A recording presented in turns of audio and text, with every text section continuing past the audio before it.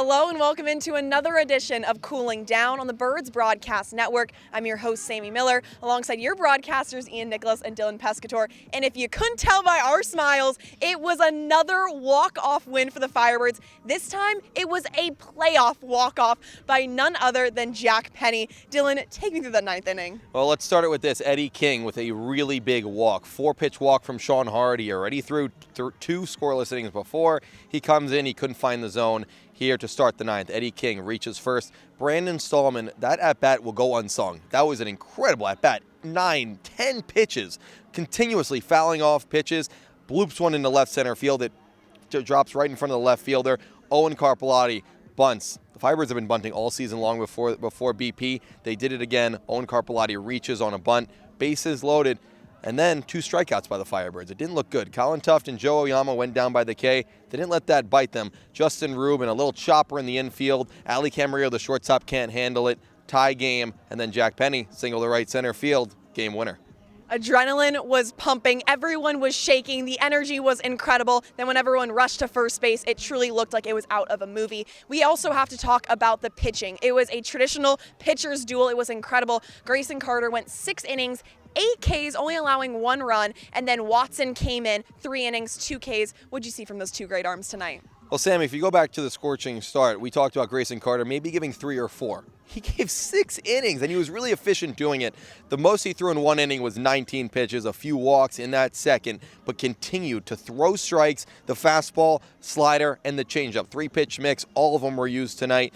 And then he gave up the solo home run in the 6th, and it took a lot of air out of this park, in Eldridge Park. It didn't feel too good, but thankfully that mistake isn't costly for Grayson Carter. The offense came up big in the 9th inning. Matthew Watson saved a lot of the bullpen tonight, 3 scoreless innings, 7, 8, and 9, and now everyone but him for tomorrow is available.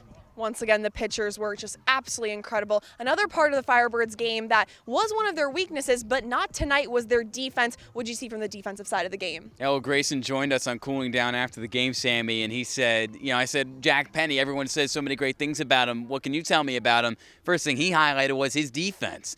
Penny didn't start the year at third base for Orleans, but he played primarily shortstop for Notre Dame in the spring, and he's been back at shortstop over the final quarter of the year, and he's been fantastic. He's been eating up ground balls and making great plays over to first, which is where my second point comes in, Matt Hallback.